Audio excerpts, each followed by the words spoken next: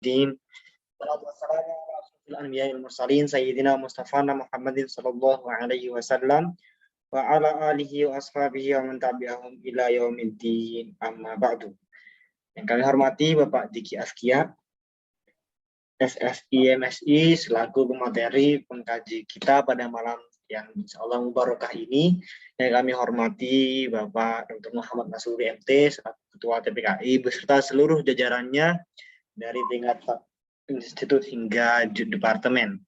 Baik, sebelum mengawali jalannya mentoring kali ini, alangkah baiknya jika kita buka bersama dengan pembacaan suratul Fatihah ala hadhihi niyah wa ala niyyati shalihah al-Fatihah. A'udzu billahi minasyaitonir rajim. Bismillahirrahmanirrahim.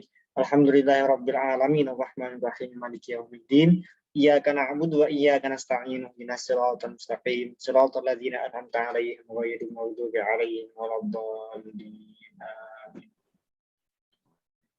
Oke, untuk selanjutnya mari kita serahkan untuk sesi inti kita pada malam kali ini, yakni sesi mentoring yang akan disampaikan langsung oleh Bapak Diki Askia SSI MSI. Kepada beliau kami haturkan. Terima kasih Mas Kia atas perkenalannya. Assalamualaikum warahmatullahi wabarakatuh. Rabbi shrah li sadri wa yassir li amri wahlul 'uqdatam min lisani yafqahu qawli. Amma ba'du. Ya, selamat malam adik-adik mahasiswa yang saya banggakan. Ya, bagaimana kabarnya? Ya, semoga semuanya sehat walafiat ya, tidak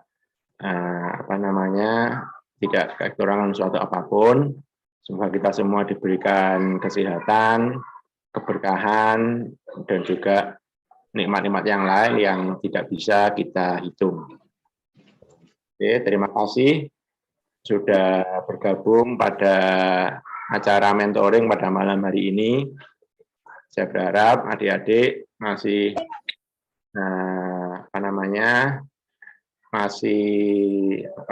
masih siap untuk kita berdiskusi tentang mentoring kali ini ya. Jadi ini adalah materi kelima ya, materi kelima, besok adalah materi terakhir.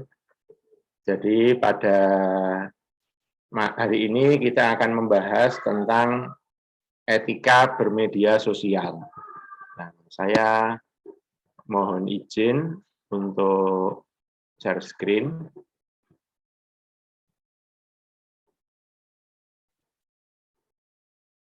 Kemudian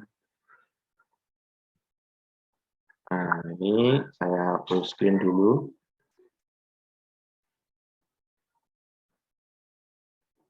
Nah, slide ini dibuat oleh Pak Ardi. Ardi itu adalah dosen dari PWK ya, dari Departemen PWK, Perencanaan Wilayah dan Kota, pada semester lalu, tapi ini masih relevan sehingga saya menggunakan slide ini. Oh ya, belum perkenalan. Saya sendiri, nama saya adalah Diki Askia, sudah diperkenalkan tadi.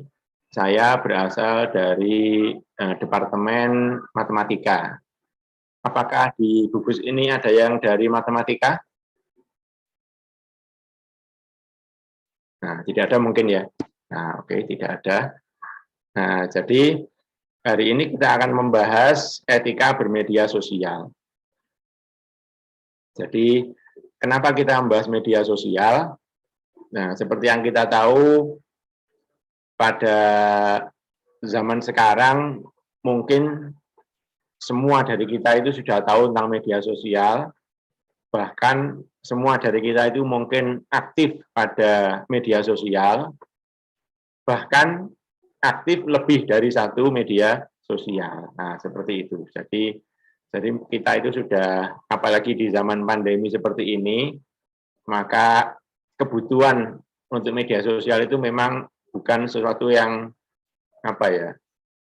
ya memang itu harus kita harus aktif di situ. Karena kalau kita nggak aktif di media sosial, kita mungkin akan kehilangan informasi, kita mungkin akan kalau dalam hal perkuliahan ya kita akan kehilangan informasi tentang tugasnya, tentang kuliahnya, dan sebagainya. Karena semuanya menggunakan media sosial. Nah, media sosial itu macamnya banyak. Saya yakin adik-adik sudah tahu semua. Nah, kenapa kita membahas etika bermedia sosial? Jadi, karena kita sudah sangat aktif di media sosial, maka kita perlu tahu seharusnya itu bagaimana etikanya atau adabnya itu bagaimana. Nah, seperti yang sudah kita tahu bahwa setelah kita meninggal dunia nanti, kita akan masuk di di alam kubur. Kemudian setelah itu kita akan dibangkitkan dan kemudian kita akan dihisab ya, dihitung amal perbuatan kita, mana yang baik dan mana yang tidak baik. Nah, semoga kita semua termasuk dalam golongan orang-orang yang beruntung, orang-orang yang meninggal dalam keadaan muslim, dan juga jumlah amal baiknya lebih banyak daripada yang tidak baik. Nah, karena kita itu sangat aktif di media sosial, maka salah satu yang akan dihisab nanti itu ya perilaku kita di media sosial. Nah, sehingga kita perlu tahu bagaimana adab-adabnya untuk bermedia sosial, sehingga nanti perilaku kita di media sosial adalah perilaku yang baik, sehingga itu akan menambah amal kebaikan kita. Nah, karena kita banyak berkecimpung di media sosial, tentu saja itu juga akan sangat berpengaruh ya, karena jumlahnya cukup banyak. Nah, seperti itu. Oleh karena itu, kita perlu tahu bagaimana bermedia sosial menurut agama Islam. Nah, seperti itu ya. Nah, ini kalau misalnya nanti ada yang kurang setuju atau ada pendapat lain, monggo silahkan, tidak perlu menunggu sampai akhir, misalnya ada pertanyaan atau diskusi, bisa langsung disampaikan, begitu ya. Bisa raise dulu boleh, atau langsung disampaikan juga boleh, terserah. Nah, oh ya, ini belum saya. Nah, ini salah satu quote dari Germany Can. Jadi, quote ini mengatakan bahwa dengan menggunakan media sosial, ternyata bisa meningkatkan level pemikiran kita. Nah, ini menurut saya ini benar, karena dengan aktif di media sosial, maka kita mengetahui lebih banyak berita, kita mengetahui lebih banyak opini, kita mengetahui lebih banyak fakta, sehingga itu meningkatkan pemikiran kita. Nah, menjadi lebih luas, menjadi lebih ya lebih baik daripada sebelum ada media sosial. Karena dulu kita mungkin hanya bisa membaca dari koran, televisi, tapi sekarang sudah banyak sekali sumber-sumber yang bisa kita cari informasi. Nah, seperti itu ya. Jadi itu meningkatkan level pemikiran kita. Nah, kita pernah dengar bahwa ada suatu hadis, seingat saya, adalah innamal a'malu binniyat. Jadi segala sesuatu itu bergantung pada niatnya. Nah, ini juga relevan dengan media sosial. Jadi, apa sih niat kita ketika kita aktif di media sosial? Nah, ini perlu kita tanyakan kepada diri kita masing-masing. Ini perlu kita tanyakan kepada hati nurani kita masing-masing. Sebenarnya niat kita itu apa? Nah, setelah tahu niat kita, ya tentu kita akan bisa mempertimbangkan apakah niat kita itu sudah baik, atau netral, atau malah tidak baik. Nah, seperti itu. Jadi kita perlu melihat kepada diri kita sendiri, apakah kita sudah baik atau belum. Biasanya sulit untuk melihat diri sendiri itu, karena ya yang mudah itu melihat orang lain ya, apalagi melihat kejelekan orang lain itu mungkin mudah bagi kita, tetapi untuk melihat ke diri kita sendiri, melihat ke apa yang kita lakukan, melihat ke apa yang kita pikirkan, itu sulit. Nah, tetapi meskipun sulit, itu tetap harus kita usahakan ya. Nah, seperti itu.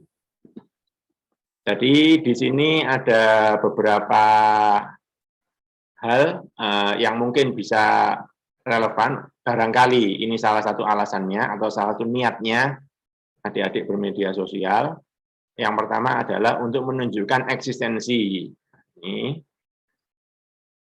Yang kedua adalah untuk mencari perhatian di media sosial. Yang ketiga adalah untuk mengungkapkan pendapat. Kemudian ada juga untuk komunikasi dan sosialisasi. Kemudian untuk menumbuhkan citra, untuk menambah wawasan, ajang untuk berprestasi, untuk curhat, untuk aktualisasi diri. Nah, itu ya. Jadi ini beberapa contoh dari niat kita untuk bermedia sosial. Nah, tentu tidak hanya terbatas dari ini, mungkin ada beberapa niat yang lain. Nah, adik-adik bisa tanya ke dirinya masing-masing, niat saya itu apa bermedia sosial? Atau mungkin hanya ikut-ikutan, bisa jadi. Atau mungkin hanya ingin coba-coba, bisa jadi. Nah, seperti itu. Jadi, ini jawabannya sangat subjektif, dan masing-masing bisa punya jawaban sendiri-sendiri ya. Nah, di antara yang positif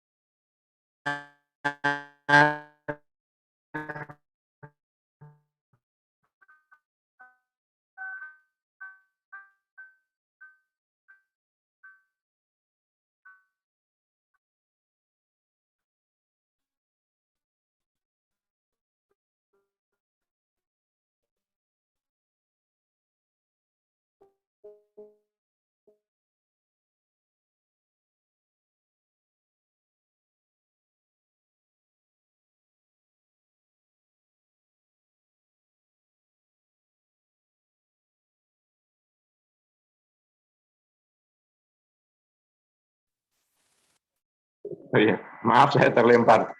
Nah, oh iya, bisa. Saya belum bisa share screen ini. Apa bisa dijadikan co-host ya? Mohon maaf tadi terlempar. Nah, oke. Sambil menunggu. Jadi adik-adik perlu tanya, perlu apa itu namanya? Tanya ke diri sendiri itu namanya apa ya? Istilahnya itu ya apa ya, merefleksi atau melihat ke dirinya sendiri apakah yang niatnya itu sudah benar apa enggak. Nah, semoga sudah benar ya, semoga sudah baik. Tetapi andai kata masih belum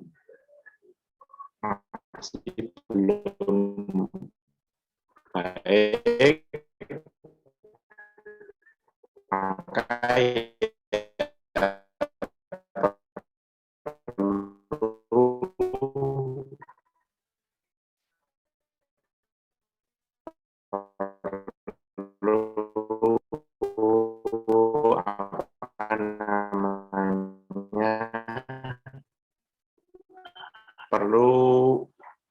perlu meluruskan niat sulit, tetapi meskipun sulit ya karena ya apa dia nggak ingin menjadi orang yang berperilaku baik di media sosial. Nah, pertanyaannya itu.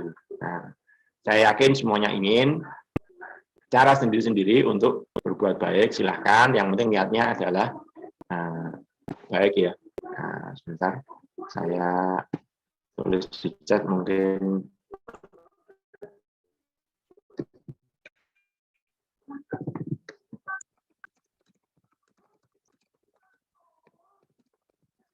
Tadi terlempar soalnya. Nah, oke. Ini Ini mohon maaf masih belum bisa share screen. Jadi yang berikutnya ini adalah jumlah pengguna media sosial di Indonesia. Jadi pengguna media sosial di Indonesia itu sangat banyak sekali. Jadi di sini tertulis bahwa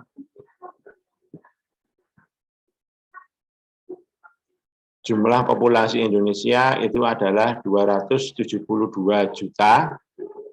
Kemudian jumlah smartphone yang terkoneksi internet itu melebihi jumlah populasi, yaitu sekitar 338 juta. Nah, seperti itu. Nah, ini artinya apa? Ini artinya banyak sekali orang yang punya lebih dari satu smartphone. Nah, bisa jadi adik-adik mahasiswa ini adalah termasuk yang punya lebih dari satu smartphone. Bisa jadi ya. Nah, seperti itu, cuman saya nggak tahu. Nah, terus dari 272 juta tadi, yang menggunakan internet itu sebanyak 65%, yaitu sekitar 175 juta. Nah, kemudian yang menggunakan media sosial secara aktif itu sebanyak 59%, yaitu sekitar 160 juta. Nah, itu adalah beberapa statistik tentang data mengenai penggunaan internet dan smartphone di Indonesia, gitu ya. Nah, oke. Terus ini mohon maaf masih belum bisa share screen. Jadi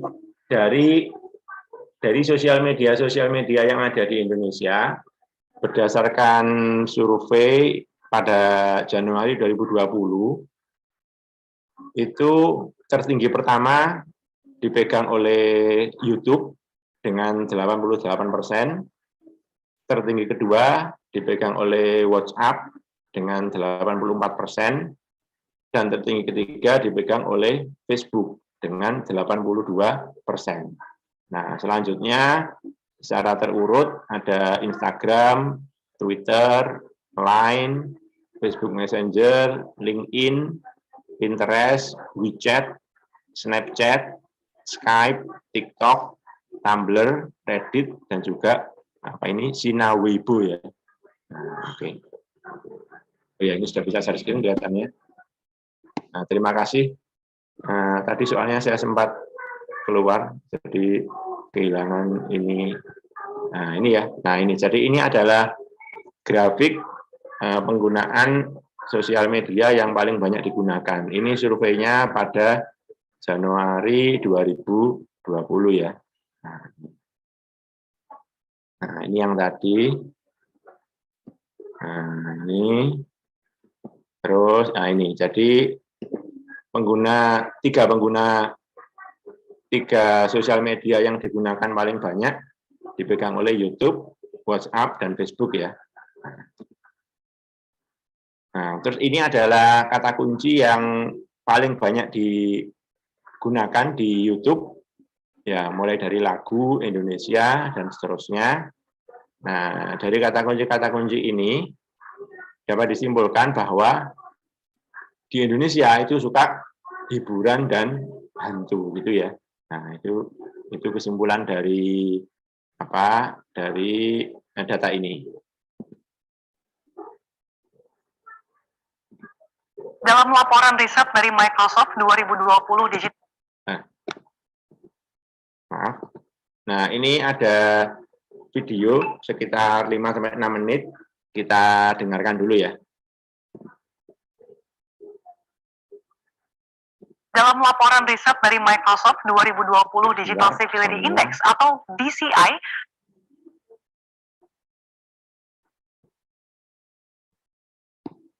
survei untuk mengukur tingkat kesopanan pengguna internet, netizen Indonesia menempati ranking bawah dan bahkan netizen Indonesia dikatakan paling tidak sopan se-Asia Tenggara. Lantas apa sih alasannya? Selengkapnya akan kami ulas untuk Anda dalam netizen Indonesia tak sopan se-Asia Tenggara. Nah, dalam survei tahunan dari Microsoft ini diselenggarakan antara bulan April sampai dengan Mei 2020 yang melibatkan 16.000 responden di 32 negara yang terdiri dari kaum muda dan juga dewasa. Nah, survei ini menggunakan skor dari 0 sampai 100, di mana makin rendah, skor berarti paparan resiko online ini makin rendah. Sehingga tingkat kesopanan di dunia maya negara itu disimpulkan makin tinggi. Nah, risiko online apa sih yang dimaksud? Nah, risiko online yang dimaksud ini termasuk beredarnya kabar hoax, kemudian ujaran kebencian, penipuan, bullying, hingga diskriminasi yang dialami di dunia maya. Nah, berdasarkan Digital Civility Index secara global, negara-negara maju kalau kita lihat ini berada di urutan tertinggi, di mana Belanda ini berada di ranking pertama yang artinya menjadi negara dengan netizen paling sopan dengan indeks skor 51. Sementara di Asia Tenggara dan juga di Asia secara umum, Singapura ini berada di posisi teratas atau menjadi negara teladan nih karena paling sopan dalam aktivitas online. Dan keempat secara global dengan skor 59 yang posisinya ini berada setelah Belanda, Inggris dan juga Amerika Serikat. Nah, menariknya nih kalau kita lihat berdasarkan generasinya di antara boomers, Gen X, Gen Z dan juga milenial. Nah, generasi Z dan milenial ini paling banyak terlibat dalam kasus bullying. Sementara generasi X dan juga milenial ini paling banyak yang menjadi target bullying, di mana sebanyak 62% dari Gen X merasa menjadi target bullying. Sementara milenial sebanyak 59% milenial ini merasa menjadi target dari bullying. Nah, perilaku bullying oleh anonim atau orang asing, strangers gitu ya, di tahun 2020 melonjak. Yang paling tinggi peningkatannya kalau kita lihat ini adalah pelecehan secara online, yaitu dari 25% melonjak menjadi 47%. Kemudian cyberbullying dari 12% menjadi 33% dan diperlakukan dengan tidak baik, ini dari 19% menjadi 37%. Lantas bagaimana dengan ranking netizen Indonesia? Kita lihat di slide berikutnya. Nah, Indonesia menempati ranking ke-29 dari 32 negara atau memburuk 8 poin dengan skor 76. Dengan kata lain, netizen Indonesia mendapatkan predikat paling tidak sopan se-Asia Tenggara. Posisi netizen plus 62 ini bahkan jauh di bawah Malaysia yang berada di ranking 10 dengan skor 63. Atau berada di urutan kedua setelah Singapura dalam hal kesopanan online di Asia Tenggara. Nah, negara tetangga lain yang juga mendapatkan ranking lebih baik dari netizen Indonesia selanjutnya ada Filipina, kalau kita lihat ini berada di peringkat 13 dengan indeks skor 66. Kemudian Vietnam, kalau kita lihat Thailand, di urutan ke-19 indeks skor 69, kemudian Vietnam di ranking 24 dengan indeks skor 71.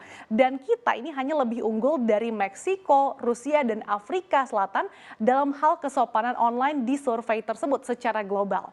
Nah, skor kesopanan di dunia maya ini sebenarnya kalau kita lihat untuk kaum remaja sebenarnya tidak berubah dari tahun sebelumnya, tapi justru turun di kalangan dewasa. Merosotnya kesopanan netizen negara kita ini menurut survei tersebut didorong oleh netizen dewasa yang bertambah tidak sopan, di mana skornya meningkat sebanyak 16 poin.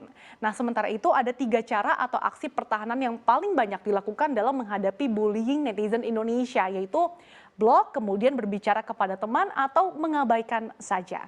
Nah, sementara itu dari survei tersebut ada sebanyak 42% responden Indonesia mengatakan bahwa kesopanan online ini lebih baik selama masa pandemi COVID-19. Pasalnya mereka merasa bahwa kesopanan online ini meningkat berkat adanya rasa kebersamaan yang lebih besar dan juga menyaksikan orang satu sama lain ini saling membantu gitu. Sementara itu ada 17% responden yang justru mengatakan aktivitas online memburuk selama pandemi. Pasalnya lebih banyak penyebaran informasi palsu dan juga menyesatkan. Selain itu juga lebih banyak orang yang bertindak egois secara online. Selanjutnya kita lihat, nah dalam riset tersebut seberapa baik atau buruk kesopanan online ini terkait dengan interaksi yang tidak diinginkan, kemudian interaksi seksual yang tidak diinginkan, kerusakan reputasi, dan ternyata ini ditindas dan dilecehkan justru dinilai lebih negatif atau semakin buruk pada tahun 2020 dibandingkan dengan tahun 2019 yang naik 5 poin. Nah, Selanjutnya kita lihat kenapa sih netizen Indonesia menjadi salah satu yang berada di peringkat bawah kesopanan di dunia maya adalah, netizen Indonesia ini dikatakan bahwa cukup tinggi ya terpapar hal-hal negatif di internet. Nah, hal negatif yang dinilai menggerus kesopanan itu menurut laporan tersebut adalah penyebaran hoax, kemudian ujaran kebencian, diskriminasi hingga bullying. Nah, secara rinci kalau kita lihat risiko terbesar dari perilaku netizen Indonesia adalah adanya hoax dan juga penipuan yang naik 13 poin menjadi 47%. Kemudian ada ujaran kebencian atau hate speech, ini juga naik 5 poin menjadi 27%, dan diskriminasi kalau kita lihat ini justru turun 2 poin menjadi 13%.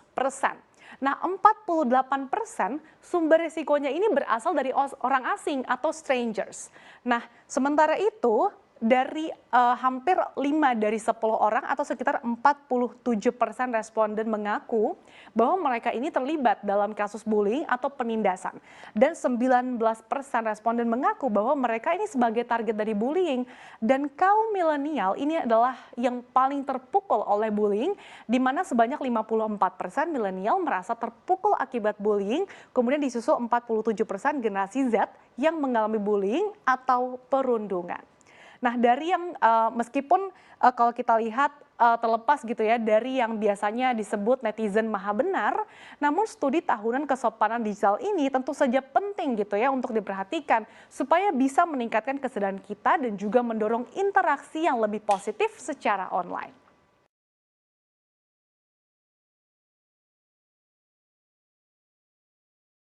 Dalam laporan riset Nah, itu ya. Jadi dari video singkat tersebut kita bisa melihat bahwa ternyata di Indonesia itu sangat tidak sopan ya. Ini ya. Ini di tahun 2020 kelihatannya pada awal-awal pandemi terlihat bahwa Indonesia ternyata tidak sopan se-Asia Tenggara. Dan bahkan dari 32 negara yang disurvei di Indonesia peringkat 29. Nah, ini tentu membuat kita miris ya, bahwa kenapa di Indonesia kok terjadi kok malah tidak sopan gitu ya. Padahal kita itu terkenal sebagai orang timur, terkenal sebagai orang yang sopan, unggah-ungguhnya sangat diperhatikan dan sebagainya. Kenapa ini kok bertentangan dengan budaya orang timur? Nah, seperti itu ya. Jadi kita perlu waspada, kita perlu hati-hati ketika kita mengungkapkan sesuatu di media sosial, apapun itu kita perlu melakukannya dengan baik, dengan sopan. Selain itu, dari video tadi kita juga tahu bahwa salah satu hal yang yang tidak baik itu adalah bullying ya, membuli. Nah, itu harus kita hindari, jangan sampai kita termasuk orang-orang yang membuli ya, seperti itu. Jadi itu harus kita kita perhatikan. Nah, ini adalah hasil dari riset oleh KIC pada November 2020. Jadi masyarakat menilai yang paling banyak hoax-nya atau berita bohongnya itu konten yang seperti apa. Nah, seperti itu. Jadi di sini berdasarkan survei, yang paling banyak berita bohongnya itu ternyata adalah berita tentang politik. Kemudian diikuti dengan berita tentang kesehatan, berita tentang agama, berita tentang kerusuhan, lingkungan, bencana alam. Nah, ini tidak tahu gitu ya. Jadi ini hasil survei. Nah, kalau tadi kontennya, kalau sekarang alasannya. Kenapa kok hoax itu disebarkan atau menyebar? Nah, cukup mengejutkan bahwa alasannya itu ternyata hanya meneruskan berita yang tersebar. Tidak memikirkan benar atau salah. Nah, saya nggak tahu apakah kita juga melakukan ini atau tidak. Jadi ini tuh artinya kita mendapatkan suatu berita dari suatu grup atau seseorang, kemudian tanpa melakukan pengecekan terhadap berita itu, kita langsung men-share berita itu ke grup-grup yang kita punyai. Nah, karena bisa jadi itu berita bohong. Nah, kalau kita melakukan itu artinya kita ikut menyebarkan berita bohong. Nah, ini harus diperhatikan ya. Kita harus hati-hati ketika kita men-share suatu informasi. Kita harus meyakinkan dulu, kita harus memeriksa dulu apakah informasi itu benar atau tidak. Kalau emang kita sudah yakin benar, baru kita sudah yakin informasi itu benar, maka barulah kita share informasi tersebut. Nah, seperti itu ya. Yang kedua ini juga sama, tidak tahu bahwa berita itu tidak benar, tapi langsung di-share. Kemudian yang ketiga, tidak tahu sumber beritanya secara jelas. Kita nggak tahu ini sebenarnya dari siapa sih berita ini. Nah, itu juga kita harus hati-hati. Nah, ini alasannya ternyata hanya sekedar iseng. Nah, ini baru untuk mempengaruhi orang lain. Jadi 4 teratas ini memang alasannya itu adalah ketidaktahuan sumber informasi dan kebenarannya. Nah, itu harus kita perhatikan sehingga ketika kita mau share suatu informasi, harus kita pastikan dulu bahwa informasi itu benar, sehingga kita tidak termasuk orang yang menyebarkan hoax gitu ya. Nah, kita harus hati-hati. Ini mengingatkan kepada diri saya sendiri dan juga adik-adik sekalian. Nah, hoax itu sendiri bisa dimisalkan sebagai suatu api. Berita hoaxnya itu adalah api. Dan sosial media itu adalah kayak gasnya. Jadi ketika kita men-share informasi di sosial media, itu artinya kita menyiram gas ke api. Ya, tentu saja apinya akan jauh semakin besar dan berbahaya. Nah, seperti itu ya. Jadi kita harus hati-hati ketika kita share suatu informasi. Ini bisa kita ya kita perhatikan ini pada saat share suatu informasi. Nah, etika itu juga suatu yang penting, terutama dalam kasus ini adalah etika bermedia sosial ya. Nah, di sini ada dasar hukum dari Al-Quran, coba kita dengar. يا أيها الذين آمنوا إن جاءكم فاسق بنبأ فتبينوا أن تصيبوا قوما بجهالة فتصبحوا على ما فعلتم نادمين. Oke. Ini adalah Quran surat Al-Hujurat ayat 6. Jadi ini adalah salah satu dasar hukum bahwa kita harus melakukan pengecekan ketika kita menerima suatu informasi. Jadi meskipun dulu belum ada media sosial di zaman Nabi, tetapi hal yang analogi dengan itu ada. Nah, ini artinya hai orang-orang yang beriman, jika datang kepadamu orang fasik membawa suatu berita, maka periksalah dengan teliti agar kamu tidak menimpakan suatu musibah kepada suatu kaum tanpa mengetahui keadaannya yang menyebabkan kamu menyesal atas perbuatanmu itu. Nah, ini mirip ya. Kalau zaman dulu ada orang memberikan atau memberitahu suatu berita, kalau sekarang beritanya lewat media sosial, tapi itu hampir sama. Jadi intinya kita harus selalu memeriksa informasinya dengan teliti. Jangan sampai kita menyebarkannya tanpa tahu kebenarannya, sehingga mungkin kita akan menyesal telah melakukan itu di kemudian hari. Nah, itu hal yang bisa kita ambil dari ayat ini. Selain itu ada juga hadis dari Abu Hurairah radhiyallahu an.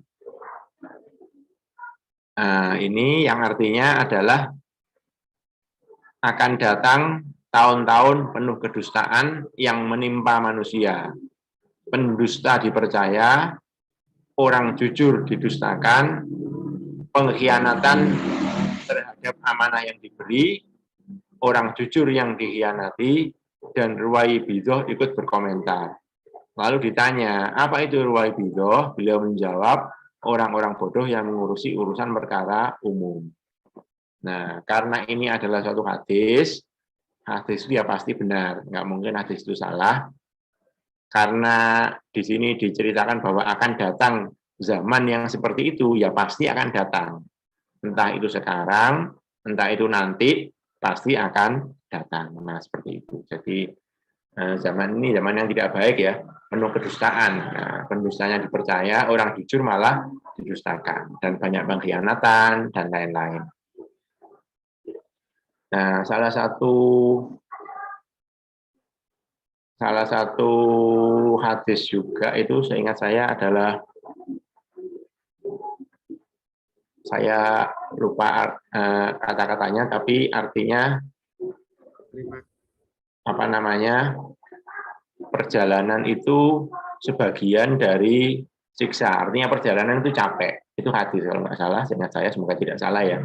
Nah, karena sudah ada hadis seperti itu, perjalanan itu capek. Nah, meskipun ini sekarang itu zaman modern, katakanlah sampean pergi dengan menggunakan mobil mewah, pasti capek. Sampean pergi dengan menggunakan kereta api eksekutif, juga pasti capek. Sampean pergi dengan menggunakan pesawat yang eksekutif, ya pasti capek. Karena itu namanya sudah hadis. Jadi kalau sudah hadis itu, ya tidak akan mungkin salah. Itu pasti akan benar. Nah, salah satunya seperti itu. Jadi kalau sesuatu sudah menjadi hadis, itu sudah tidak akan mungkin salah. Itu pasti benar. Entah nanti katakanlah 10 tahun lagi, 20 tahun lagi, mungkin kereta menjadi semakin nyaman, mungkin pesawat menjadi semakin bagus. Yang namanya hadis tidak akan pernah salah. Jadi pasti yang namanya bepergian itu akan capek. Nah, seperti itu ya. Jadi itu adalah salah satu contoh yang lain dari hadis. Nah, ini adalah dasar hukum dari ya ini etika bermedia sosial. Jadi ada Undang-Undang ITE dari pasal 27, 28, 29, dan 30. Pasal 27 membahas tentang muatan asusila, perjudian, penghinaan atau pencemaran nama baik, pemerasan atau pengancaman. Pasal 28 membahas hoax dan sara.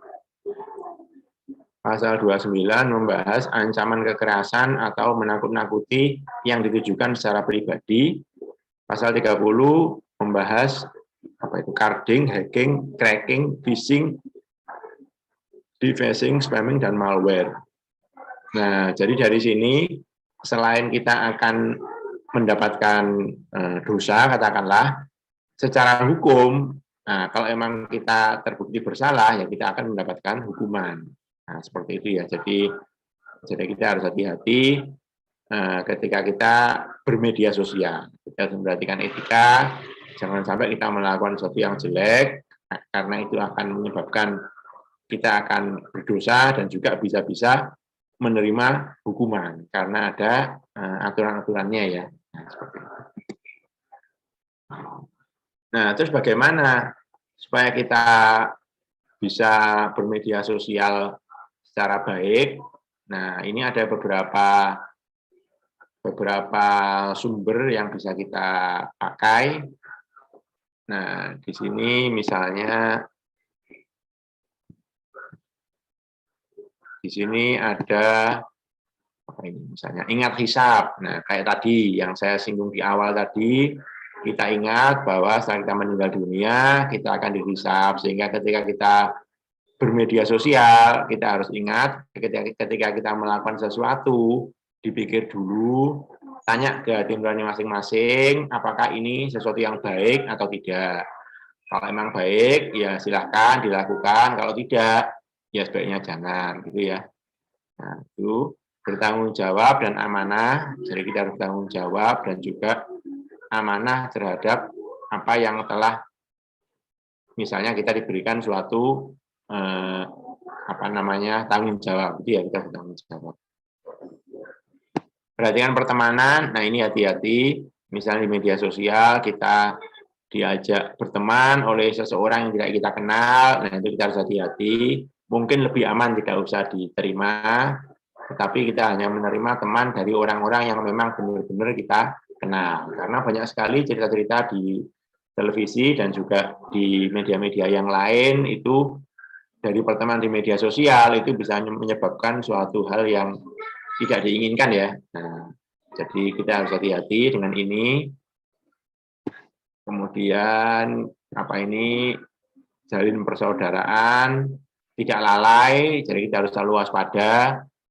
Nah, mungkin bisa jadi ya contoh gampang misalnya kita menerima SMS, kita mendapatkan uang berapa 60 juta misalnya, kita nggak boleh lalai. Ini bagaimana kalau saya bisa mendapatkan uang sebanyak ini ya, kita harus berpikir ya. Nah, mungkin ini adalah sesuatu yang biasanya itu sesuatu tidak baik. Nah, kita harus hati-hati, kita tidak boleh tergoda dengan sesuatu yang jumlahnya besar misalnya seperti itu ya. Kita tetap harus menjaga akal pikiran kita, akal sehat kita gitu ya. Nah, dan juga ikhlas. Nah, ikhlas ini tentu saja ini sesuatu yang luar biasa ini.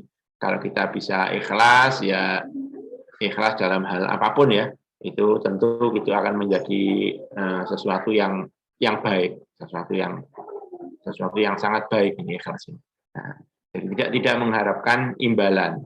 Kalau orang sudah ikhlas, ketika dia ditawari katakanlah uang dalam jumlah besar, ya dia tidak tertarik. Saya itu melakukan sesuatu itu ikhlas, jadi ya saya tidak mengharap imbalan atas sesuatu yang saya lakukan. Nah, seperti itu. Ini luar biasa.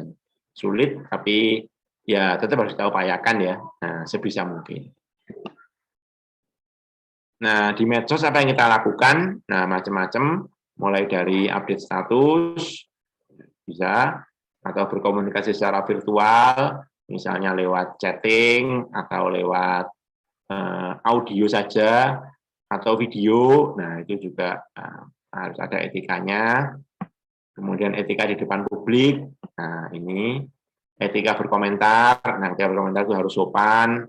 Dan kalau misalnya ingin memberikan mengkritik, itu mungkin bisa jadi lebih baik jangan di tempat umum, lebih baik misalnya japri atau apa gitu ya, sehingga orang yang dikritik itu tidak tersinggung. Karena kalau di grup atau di mana itu bisa jadi dia tersinggung. Maka untuk menjaga perasaannya, alangkah baiknya kalau dikirim secara japri dengan kata-kata yang sopan,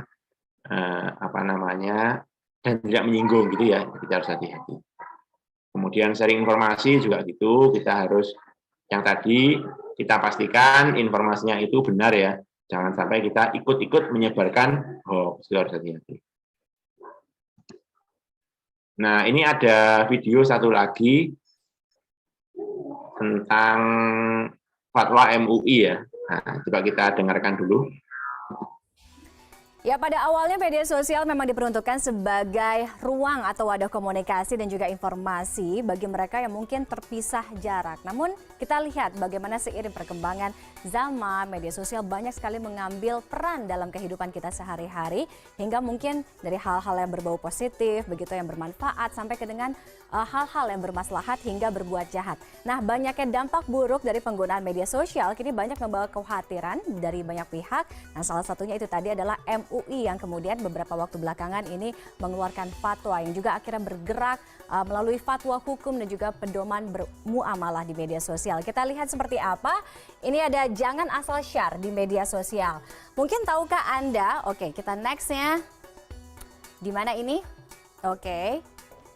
Saya masih coba ya, kita akan melihat Indonesia ternyata juga menempati negara begitu yang negara terbanyak yang menggunakan media sosial. Sedikitnya ada 2,3 orang di seluruh dunia yang tercatat sebagai pengguna media sosial. Kita lihat. Oke, ini agak kurang bersahabat kalau subuh-subuh mungkin touchscreen-nya dengan saya. Ini pengguna media sosial di Indonesia, itu tadi saya bilang pengguna internet mencapai 63 juta orang dari seluruh populasi atau wilayah di Indonesia. 95% mereka mengakses ke media sosial. Data ini dari kita lihat 2,3 miliar orang di seluruh dunia ini juga aktif menggunakan media sosial. Data atau fakta bahwa Indonesia menempati urutan atau peringkat keempat pengguna terbesar Facebook, misalnya salah satunya sebelumnya didahului oleh negara Amerika, kemudian Brasil, dan juga ada India, dan juga Indonesia menempati urutan atau posisi kelima sebagai negara terbesar pengguna aktif Twitter. Lalu kita geser ke halaman berikutnya, oke? Apakah kita masih bisa bergerak? Nah, ini tingkat berbagi informasi di media sosial. Kalau kita lihat dari data-data yang tadi, Indonesia sebagai negara terbesar pengguna aktif Facebook dan juga pengguna aktif Twitter, itu juga menjelaskan pada kita bahwa Indonesia memiliki potensi atau berpotensi sebagai pasar terbesar bagi dunia digital, tidak hanya di dunia digital Asia saja, tapi juga di seluruh dunia. Kita lihat tingkat berbagi informasi di media sosial, artinya orang-orang Indonesia paling banyak menggunakan media sosial ini untuk memberikan atau men-share sesuatu, berbagi informasi. Paling banyak di Facebook, jumlahnya hampir 45%, 44,86%. Kemudian WhatsApp hampir 29%. Kemudian yang ketiga adalah Line 21,59%, dan juga Twitter sebesar 11,76%, dan sisanya lain-lain. Misalnya ada juga Path dan juga lain sebagainya 13,04%. Lalu berikutnya lagi, nah ini yang juga harusnya menjadi pedoman bagi kita semua, mereka-mereka yang aktif menggunakan media sosial, adalah bagaimana memverifikasi data, informasi atau gambar ketika kita melihat di sebuah media sosial. Yang pertama adalah cek dulu kebenaran sumbernya, jadi jangan asal men-share atau membagikan informasi begitu, harus dicek dulu, mungkin Anda bisa googling, kemudian konfirmasi juga dan klarifikasi informasi yang Anda dapat tersebut, dan yang pasti tidak diperbolehkan atau tidak diperkenankan men-share atau membagikan informasi berupa kebencian, fitnah, gosip, dan juga adu domba. Kalau mungkin kita bisa simpulkan, penggunaan media sosial ini bak pisau begitu, bermata dua. Anda bisa mendapatkan mudaratnya, penggunaan negatif mudaratnya, atau juga sebaliknya Anda juga bisa mendapatkan manfaat dari men-share segala sesuatu yang ada di media sosial. Nah, terkait dengan fatwa Majelis Ulama Indonesia dengan penggunaan akun media sosial, kami melalui akun Twitter kami @cnnandiconnected juga mencoba mencari tahu seperti apa respon dari netizen terkait dengan fatwa MUI mengenai hukum bermuamalah di media sosial. Nah, polling ini sudah kami adakan sejak kurang lebih 14 jam yang lalu. Sejauh ini juga sudah diikuti hampir 500 netizen di Twitter dengan jawaban beserta alasan yang berbeda-beda pastinya. Kita lihat apa kata netizen terkait dengan fatwa MUI ini. Oke, 40% ternyata netizen Indonesia menyatakan bahwa setuju dengan adanya fatwa hukum bermuamalah di media sosial. Kemudian angkanya lagi adalah 16% menyatakan kurang setuju, 20% tidak setuju, sisanya masih 24% masih mengambang gitu, masih abu-abu, tidak tahu. Oke. Banyak juga ada beberapa polling begitu kalau saya lihat ya, bahwa katanya netizen atau masyarakat ini lebih banyak puasa dulu di media sosial agar lebih tenang menjalankan ibadah bulan suci Ramadan.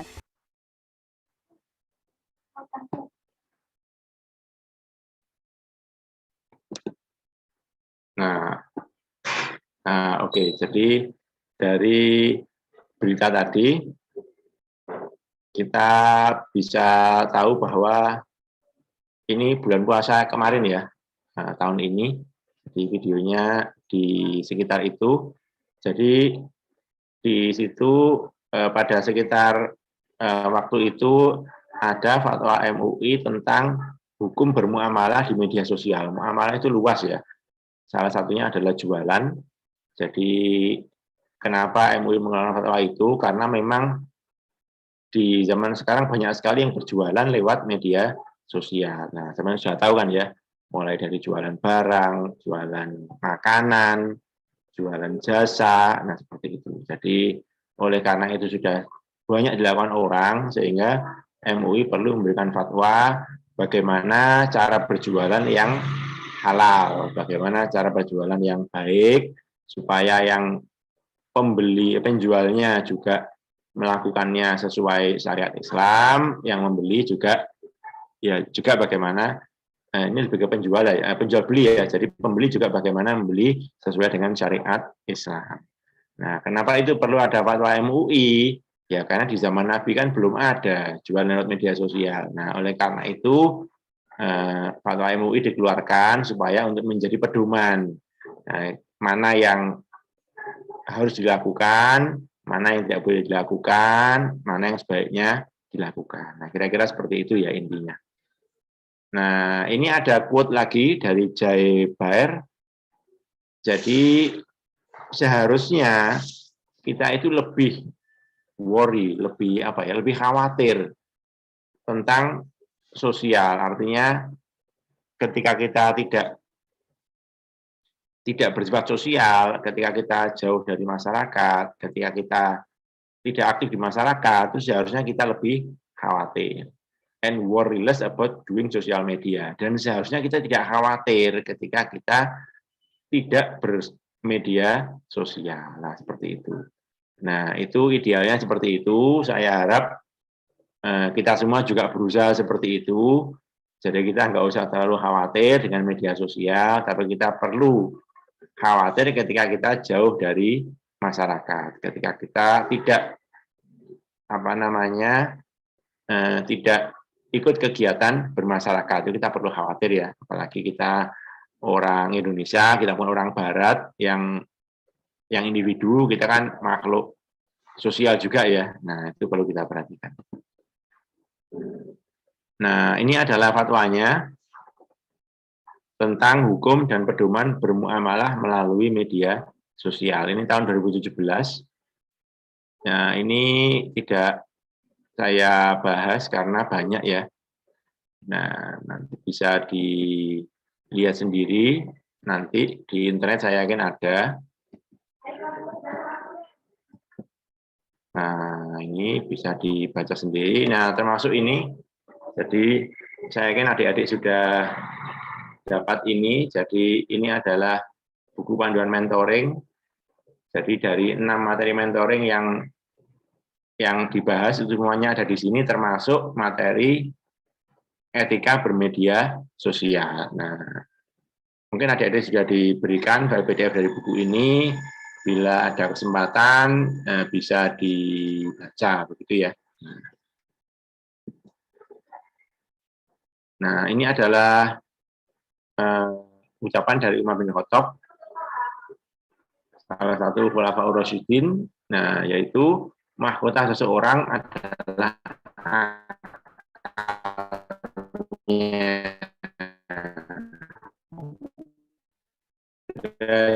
seseorang adalah agamanya, dan kehormatan seseorang adalah budi pekertinya. Budi pekerti ini artinya ya bagaimana kita bermedia sosial. Nah, oke, mungkin apabila ada yang kurang jelas, dan silahkan bisa kita diskusikan. Ini mungkin masih ada waktu sekitar kurang lebih setengah jam. Terima kasih atas perhatiannya. Wassalamualaikum warahmatullahi wabarakatuh. Kamera saya mati. Waalaikumsalam warahmatullahi wabarakatuh. Demikian penyampaian materi tentang bagaimana sih kita harus bagaimana rambu-rambu kita dalam bersosial media dalam perspektif Islam. Baik teman-teman semuanya, jika ada pertanyaan yang ingin disampaikan kepada beliau atau sesuatu yang ingin didiskusikan, bisa langsung raise hand atau bisa langsung unmute sih, atau kalau begitu langsung chat aja di Zoom, maka akan saya bacakan nanti. Sekali lagi teman-teman yang ingin bertanya, monggo langsung segera tanpa sungkan-sungkan. Ya, silahkan. Barangkali ada yang ingin didiskusikan. Nah, sambil menunggu, mungkin jadi apa ya? Sekarang kan kuliahnya adik-adik ini kan angkatan 2021 ya. Nah, kuliahnya kan online ya, online. Nah, jadi kalau kuliah online, kuliahnya kan misalnya dari rumah masing-masing ya. Nah, seperti itu. Nah, adik-adik ini bagaimana kalau kuliah? Nah, apakah misalnya kameranya dinyalakan misalnya. Nah, gimana? Apakah kameranya dinyalakan? Nah, itu mungkin salah satu etika untuk bermedia sosial, karena media sosial itu ya Zoom ini juga media sosial ya. Kita akan melakukan komunikasi lewat media Zoom begitu ya. Nah, seperti itu. Jadi ketika adik-adik itu kuliah, ya saya juga tidak tahu bagaimana kondisi internet di tempat adik-adik sekalian. Apakah internetnya itu lancar atau internetnya itu tidak lancar. Nah, adik-adik bisa melihat sendiri kira-kira lancar atau tidak. Nah, terus kalau misalnya internetnya lancar, terus kok tidak dinyalakan kameranya, misalnya ya ini misalnya, belum tentu yang ada di sini termasuk yang itu, bisa jadi tidak. Nah, misalnya seperti itu, lah mungkin ya perlu ditanyakan ke dirinya sendiri, apakah ini sudah baik, apakah ini sudah benar, apakah ini lebih baik mana dinyalakan atau tidak. Nah, seperti itu. Itu misalnya ya. Jadi etika itu luas. Jadi kita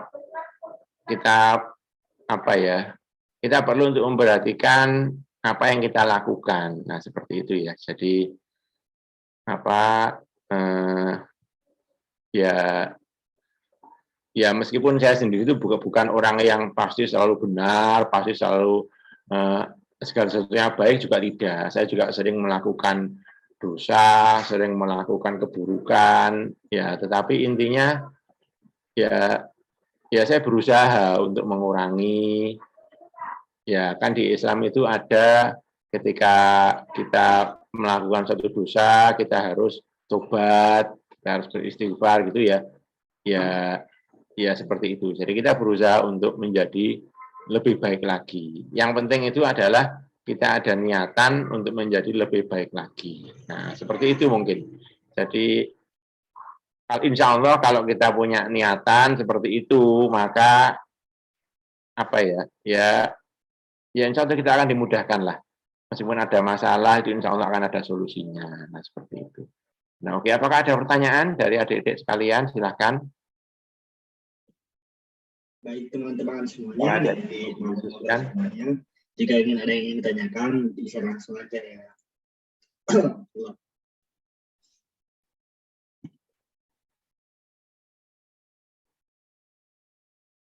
Nah, oke, sambil menunggu mungkin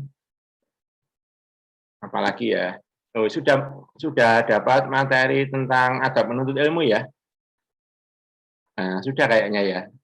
Nah, sudah. Jadi berarti kan sudah tahu ya bagaimana caranya menuntut ilmu agar ilmu itu bermanfaat, agar ilmu itu berkah, agar ilmu itu apa ya barokah ya. Nah, seperti itu.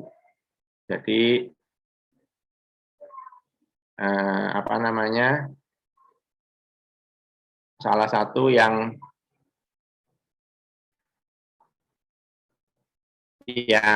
apa ya? Ini pengalaman ya, pengalaman pribadi. Jadi, ketika ujian bisa kuis, yang saya amati itu cukup banyak ya, tidak ingin suudzon. Nah, saya berusaha untuk husnudzon. Nah, apa namanya? Ya mungkin sama itu memang karena memang semuanya itu benar-benar bisa gitu ya. Nah, tapi mungkin kalau boleh saya memberikan saran itu apa namanya? Mungkin sudah dibahas kemarin pada saat membahas adab menuntut ilmu. Jadi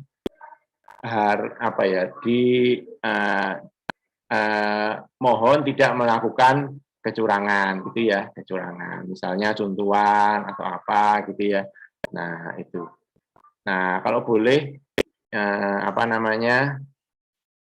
apakah saya juga pernah cuntuhan? Pernah. Ini pengalaman. Jadi waktu SMA dulu saya itu juga cuntuhan sama, maksudnya saya juga seperti itu. Jadi saya pernah merasakan hal yang seperti itu. Dan waktu itu ya saya sadar cuntuhan itu sudah tidak baik, sadar. Tetapi karena saya sudah terlanjur terjerat dalam lingkaran yang seperti itu, maka sangat sulit untuk menghindar. Nah, oleh karena itu, ya saya bertekad pada saat kuliah nanti, teman-teman saya kan baru semua, maka saya bertekad untuk melakukan ujian dengan cara yang jujur. Nah, seperti itu. Alhamdulillah,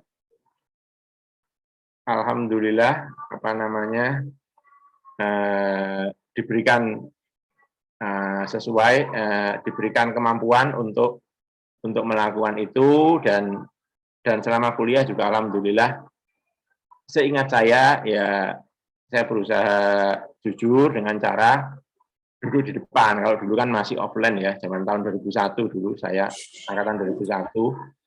Jadi dengan duduk di depan itu ya tentu tidak bisa melakukan kecurangan karena kan dekat dengan yang menjaga. Nah, seperti itu ya. Nah, itu jadi saya berharap adik-adik di sini juga punya niatan untuk berbuat baik, yaitu jujur, sehingga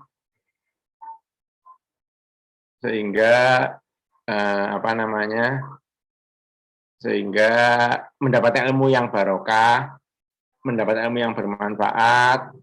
Bukan saya tidak ingin bukannya nilai itu tidak penting, saya yakin itu penting, tetapi yang jauh lebih penting itu adalah keberkahan ilmunya itu sendiri, gitu ya.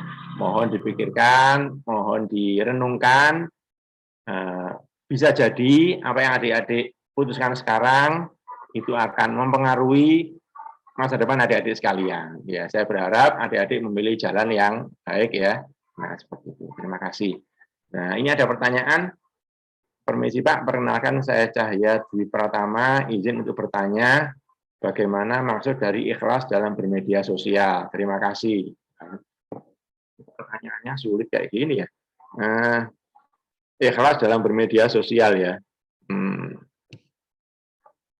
Kalau ikhlas dalam beribadah itu artinya tidak mengharapkan pujian biasanya ya. Nah, misalnya kalau kita membaca Quran dengan keras, itu mungkin tidak ikhlas karena kita ingin didengar orang, seperti itu. Nah, kalau ikhlas dalam bermedia sosial, ya seharusnya juga mirip. Jadi kita bermedia sosial itu tidak mengharapkan imbalan. Cuman imbalannya itu ya apa ya? Ya imbalan itu mungkin apa ya? Ya iya itu ikhlas dalam bermedia sosial itu imbalannya apa biasanya ya? Ya misalnya kita bermedia sosial supaya dengan niat kita ingin dianggap sebagai orang yang cerdas misalnya, itu berarti nggak ikhlas ya, karena kita ingin dianggap sebagai orang yang cerdas. Atau kita bermedia sosial supaya dianggap orang yang tahu tentang banyak hal, itu mungkin juga kurang ikhlas ya. Nah, atau kita bermedia sosial itu ingin dianggap sebagai orang yang milenial, bukan milenial, orang yang yang banyak tinggi pengetahuannya. Nah, itu. Jadi ikhlas itu seperti itu. Ikhlas itu tidak mengharapkan imbalan ya, kita bermedia sosial, kita menyampaikan sesuatu apa yang kita tahu, dan kita itu nggak ada niatan ingin dipuji atau ingin diapakan gitu ya. Nah, itu namanya adalah ikhlas. Nah, menurut saya seperti itu. Jadi intinya itu kita tidak mengharapkan sesuatu dia bisa pujian, bisa kita dianggap pencitraan misalnya sebagai orang yang pinter misalnya atau apa. Jadi kita tidak ada niatan apa-apa gitu ya, ikhlas. Nah, ikhlas ini mengingatkan saya pada jadi ada cerita dulu, adik-adik kan mungkin sudah tahu semua bahwa iblis atau setan itu sebelum iblis itu seperti ini, dulunya iblis itu juga penghuni surga ya, adik-adik sudah tahu semua ya. Nah, terus ketika iblis itu tidak mau sujud Nabi Adam, maka mereka dilaknat oleh Allah Subhanahu Wa Taala, sehingga mereka akan masuk neraka pada saat kiamat nanti. Nah, jadi hubungannya dengan ikhlas apa? Jadi pada saat iblis itu dilaknat, maka iblis itu berkata bahwa kira-kira begini, saya lupa lengkapnya, saya akan menggoda Nabi Adam dan anak cucunya kecuali mereka yang ikhlas. Nah, itu nenek moyangnya iblis ngomong seperti itu. Nah, jadi kalau sudah nenek moyangnya iblis ngomong seperti itu, nah itu artinya adalah kalau kita ikhlas, maka iblis tidak akan bisa mengganggu kita. Iblis tidak akan bisa menggoda kita. Nah, tapi ya kita tahu sendiri, ikhlas itu sulit ya. Ikhlas itu sulit. Ya, tapi meskipun sulit, nah kita tetap harus berusaha semampu kita agar bisa ikhlas. Nah, itu. Jadi seperti itu. Ada cerita juga. Jadi pada zaman dahulu itu ada seseorang yang katakanlah mungkin seorang ustadz atau seorang kiai gitu ya. Nah, dia pergi ke suatu daerah, di sana itu ada pohon yang disembah oleh masyarakat sekitarnya. Nah, kemudian dia bermaksud untuk menebang pohon itu agar tidak dijadikan oleh sesembahan. Nah, seperti itu ya. Nah, di tengah jalan dia dihadang oleh iblis yang menjaga pohon itu, katakanlah seperti itu. Nah, mereka berkelahi, akhirnya iblisnya kalah.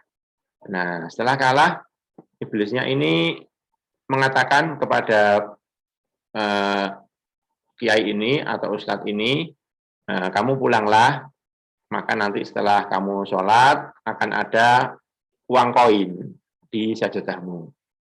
Nah, maka ustadz atau kiai ini adalah pulang, kemudian ternyata benar, setelah sholat ada uang koin di sajadahnya, katakanlah seperti itu. Nah, kemudian besoknya ternyata tidak ada uang koin di sajadahnya, maka dia kembali ke pohon itu lagi dengan maksud untuk menebangnya seperti yang kemarin. Nah, kemudian ia bertemu lagi dengan iblis penjaganya, mereka berkelahi. Nah, akan tetapi pada saat perkelahian yang kedua ini, yang menang adalah iblisnya. Nah, sang kiai atau sang ustadz ini heran, kenapa kemarin saya bisa menang, sekarang kok kalah?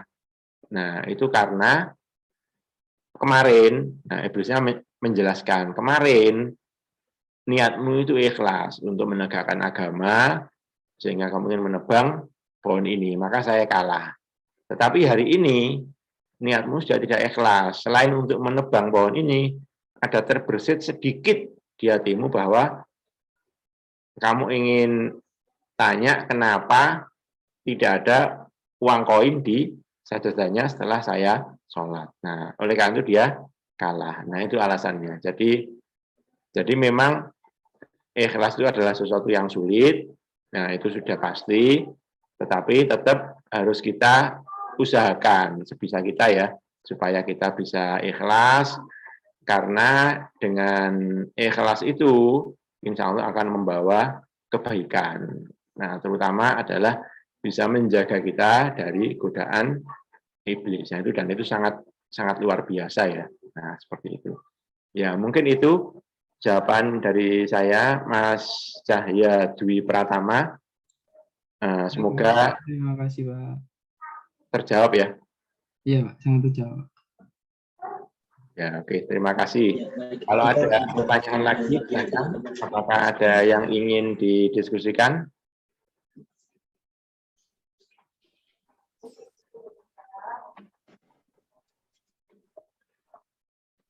Nah, sambil menunggu pertanyaan, mungkin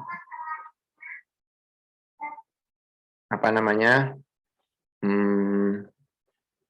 Ya, jadi intinya adalah tadi, jadi baik dalam hal apapun, dalam situasi apapun, itu kalau kita ingin melakukan sesuatu, ya baik itu hubungannya dengan media sosial maupun yang lain, untuk supaya tahu apa yang kita lakukan itu baik atau tidak, itu caranya gampang. Nah, kita bisa menanyakan ke hati nurani kita masing-masing. Hati nurani itu adalah hati yang paling dalam ya. Nah, bukan hati yang di luar. Hati yang di luar itu mudah berubah, mudah ini, tapi hati yang paling dalam itu insya Allah itu adalah sesuatu yang benar dan itulah yang sebenarnya seperti itu, gitu ya. Ya, tadi ada yang raise hand, mungkin ada yang didiskusikan, silakan. Atau tidak sengaja. Nah, oke, mungkin tidak sengaja. Nah, jadi itu ya. Jadi apa namanya? Tanyakanlah kepada hati nurani kita masing-masing sebelum kita melakukan segala sesuatu. Nah, jadi apa namanya? Insya Allah jawaban dari hati nurani kita masing-masing itu adalah memang seperti itu adanya, seperti itulah yang benar. Ya kalau itu baik ya hati nurani kita itu akan menjawab itu baik, dan kalau itu memang tidak baik ya hati nurani kita itu akan mengatakan bahwa itu tidak baik. Nah seperti itu ya, insya Allah itu akan membawa kita ke sesuatu yang lebih baik lagi ya. Nah seperti itu.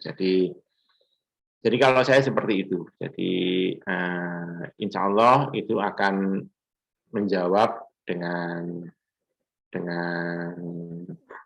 jujur ya, dengan jujur. Nah, oke, apakah ada yang ada pertanyaan lagi, Mbak?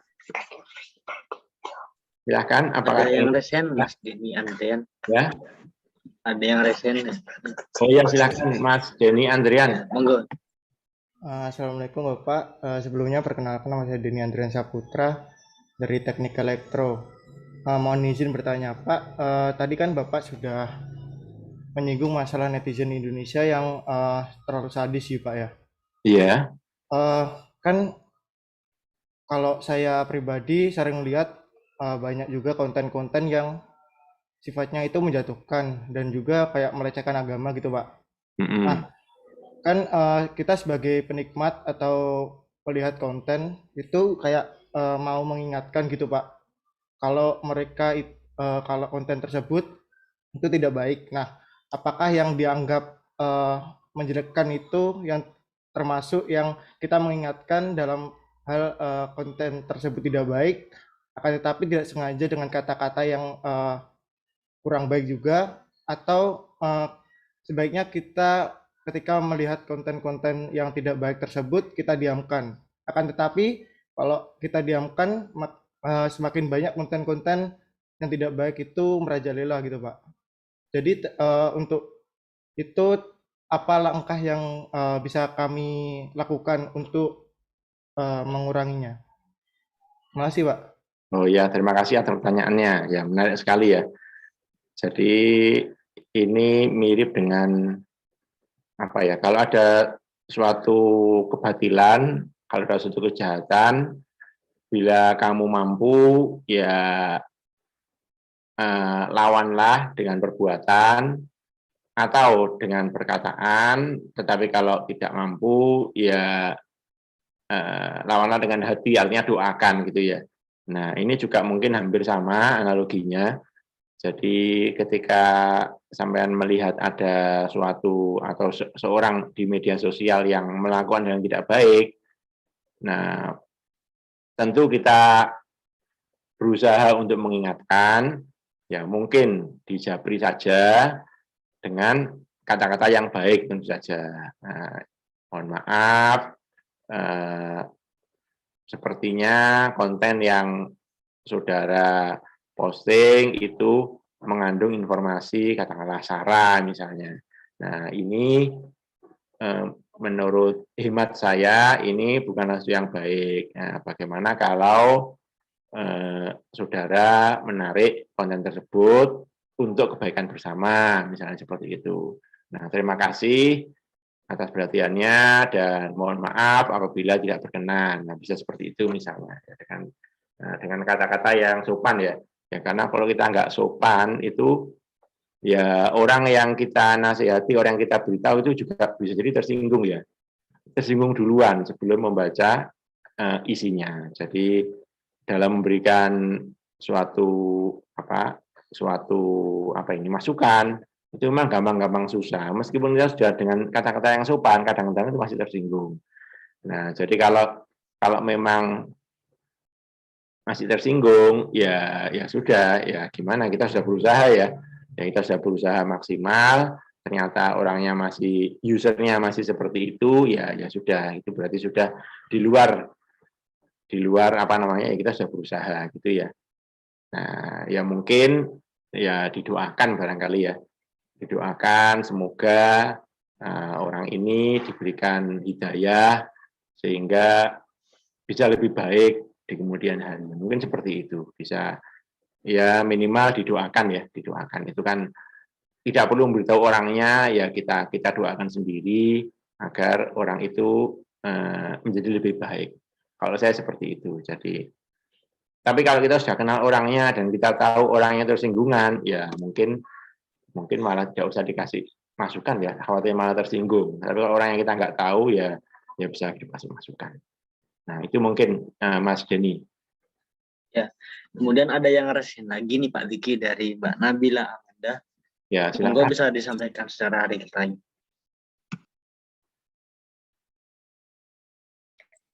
Baik, Pak. Terima kasih atas kesempatannya. Saya Nabila Amanda dari kelompok 34. Izin bertanya, Mbak, astagfirullah. Pak, sebelum mohon maaf saya nggak bisa on cam ya, Pak. Oh, nggak apa-apa. Jadi pertanyaan saya ini, menurut Bapak bagaimana kita menyikapi perselisihan di media sosial? Misalnya, komentar kita dibalas dengan orang di media sosial dan beliau berselisih dengan kita tentang perkara agama. Kira-kira apa yang harus kita lakukan ya, Pak? Apakah lebih baik kita tinggalkan saja atau kita lanjut membalas komentar-komentar tersebut, Pak? Terima kasih, Pak. Ya, sama-sama. Ya, oke.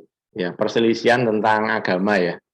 Nah, ya memang cukup banyak juga perselisihan di media sosial tentang agama. Ya,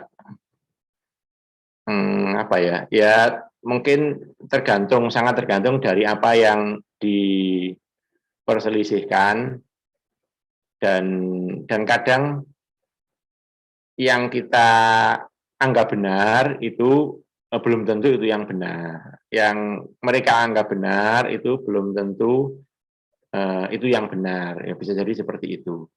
Nah, ya perselisihan di media sosial. Apakah ya memang ya gampang-gampang susah ya. Tetapi kalau memang sekali dua kali kok masih ngeyel sama-sama merasa benar, itu memang tidak akan ada selesainya. Dan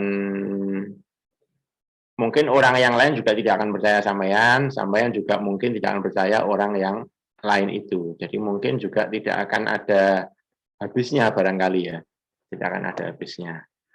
Nah, untuk ini kalau sampean ingin tahu apakah yang sampean yakini itu benar atau salah, terutama kalau dalam hal agama, ya tentu kita harus tanya ke orang yang paham tentang agama. Ini menurut pendapat saya seperti itu. Jadi sebelum kita berdebat dengan orang yang lain tentang suatu hal, ya kita perlu tanya ke orang yang ahli agama, misalnya ke ustadz atau ke kiai atau ke orang yang pintar tentang agama. Kita tanya, ya karena kalau saya sendiri kan saya kan bukan orang yang ahli agama ya, saya juga akan tanya. Nah itu kira-kira kalau ada permasalahan seperti ini itu seharusnya bagaimana? Nah, itu kita harus tanya ya. Nah, kita harus tanya. Nah, setelah kita tahu yang benar, nah katakanlah tentu kalau kita tanya ke orang ahli ya jawabannya benar ya. Nah, itu ya kita bisa mencoba untuk memberitahu informasi ke orang tersebut. Setelah tanya ke orang yang ahli itu untuk masalah ini, jawabannya seperti ini loh, alasannya begini, kalau ada dalilnya bisa diungkapkan, dalilnya dari ini dan ini. Nah, kalau sudah diungkapkan seperti itu, orangnya masih tidak yakin, ya menurut saya, ya sudah, tidak apa-apa, tidak usah memaksakan diri ya, daripada nanti timbul perselisihan, itu menurut saya tidak baik. Jadi berselisih itu tidak baik, ya lebih baik kita tinggalkan saja. Minimal kita sudah berusaha memberikan informasi secara fair. Nah, mungkin orang itu juga punya keyakinan yang lain, ya juga tidak apa-apa. Nah, dan yang mungkin kita sebaiknya menghindari perselisihan supaya tidak menyakiti perasaan orang yang lain itu. Jadi itu lebih penting kelihatannya untuk tidak menyakiti perasaan orang lain. Karena toh percuma kalau kita memaksakan diri. Menurut saya seperti itu ya. Mohon maaf apabila ada yang kurang. Ya, baik. Terima kasih jawabannya Bapak Diki Afkia atas pertanyaan dari Mbak Nabila. Kemudian ini ada satu pertanyaan lewat chat pribadi ke saya, Pak. Mungkin sekaligus menjadi pertanyaan terakhir karena sudah menjelang jam 9 malam. Ini bertanya, apa baik Pak jika seorang itu terlalu fanatik dengan sosok idola di media sosial sampai rela menghujat orang lain yang nggak sependapat. Lalu bagaimana cara agar menyadarkan orang tersebut? Terima kasih Bapak. Ya, terima kasih Mas Kia. Ya, menarik sekali ya. Fanatik dia. Ya memang ada mungkin beberapa sosok yang dikultuskan atau difanatikan. Nah, itu juga kurang baik ya, kurang baik. Bagaimana cara kita menghadapi orang yang seperti itu? Ya mungkin hampir sama dengan yang pertama tadi, ketika ada perselisihan tadi juga hampir sama. Ya tentu kita berusaha untuk memberitahu dengan baik bahwa di dunia ini kita tidak boleh fanatik, ya kecuali kalau fanatik kepada Nabi Muhammad itu boleh ya. Tapi kalau kepada orang yang lain itu tidak boleh, karena setiap orang itu pasti punya kelebihan dan punya kelemahan. Menghormati boleh, tetapi tidak boleh fanatik, karena itu kita akan tidak bisa melihat secara fair bahwa orang itu punya kelemahan, itu sulit nanti. Nah, tapi kalau sudah diberitahu kok ngeyel, ya jangan memaksakan diri, ya sudah tidak apa-apa. Nah, langkah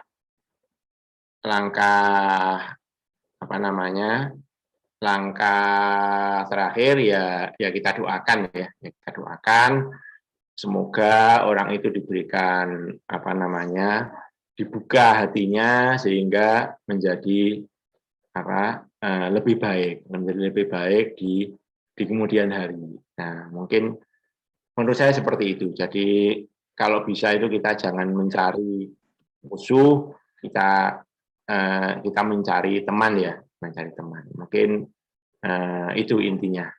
Nah, oke. Terima kasih Mas Kia.